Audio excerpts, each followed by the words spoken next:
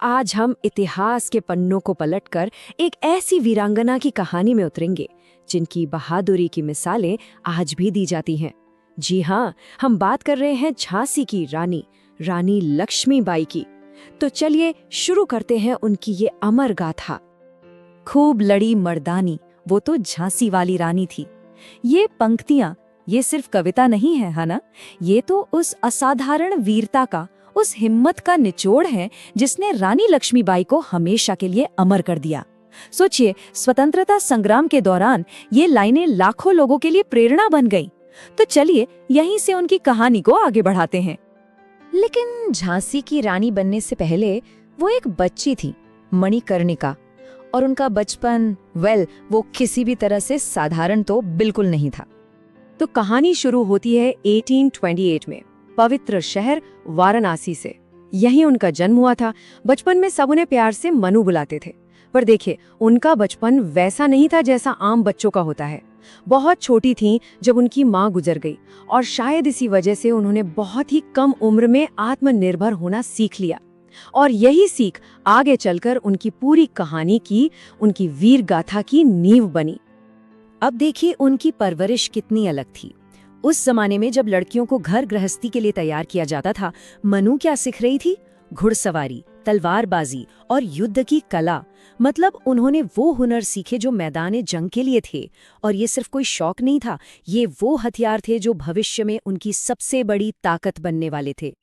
और फिर उनकी जिंदगी में वो पल आया जिसने सब कुछ बदल दिया, जब मणिकर्णिका बनी झांसी की महारानी रानी लक्ष्मीबाई।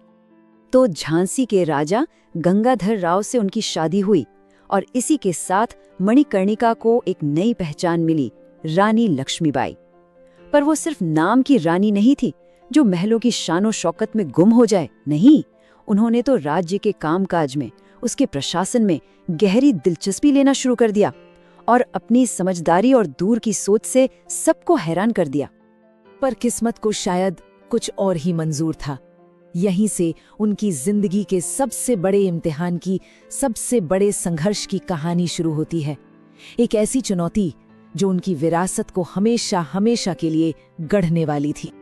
और वो चुनौती आई अंग्रेजों की एक बहुत ही चालाक चाल के रूप में।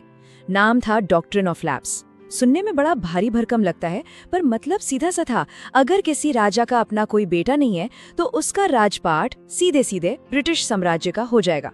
ये कोई कानून नहीं था, ये तो एक जाल था, एक राजनीतिक हथियार। सतारा, नागपुर जैसे कई राज्य इसमें फंस चुके थे, और अब अंग्रेजों की नजर सीधे झांसी के पर थी। और फिर देखिए, एक के बाद एक क्या हुआ। पहले रानी के अपने बेटे की बहुत कम उम्र में मौत हो गई। पूरे राज्य का भविष्य जैसे अंधेरे में डूब गया। फिर उन्होंने दामोदर राव को गोद लिया, एक उम्मीद की किरण जगी। पर अंग्रेज, वो तो बस मौके की तलाश में थे। उन्होंने इस गोद लिए हुए बेटे को वारिस मानने से साफ इनकार कर दिया। बस उन्हें झांसी पर कब्जा करने का बहाना मिल गया था। और बस उसी पल इतिहास ने एक रानी की वो आवाज सुनी जो आज तक गूंजती है। अंग्रेजों के उस घमंड के जवाब में रानी लक्ष्मीबाई ने पूरी ताकत से ऐलान किया, मैं अपनी झांसी नहीं दूंगी। ये सिर्फ 3 शब्द नहीं थे, ये एक बहुत बड़े साम्राज्य के खिलाफ बगावत का ऐलान था। और देखते ही देखते उनकी ये निजी लड़ाई पूरे देश की आजादी की लड़ाई का एक बड़ा प्रतीक बन गई, और वो खुद 1857 की क्रांति के सबसे चमकते चेहरों में से एक बन गई। साल 1857 ये वो साल था जब पूरे भारत में आजादी की एक चिंगारी भड़की थी। ये भारत का पहला स्वतंत्रता संग्राम था, और इस क्रांति की आग में रानी लक्ष्मीबाई एक जबरदस्त लीडर बनकर सामने आईं।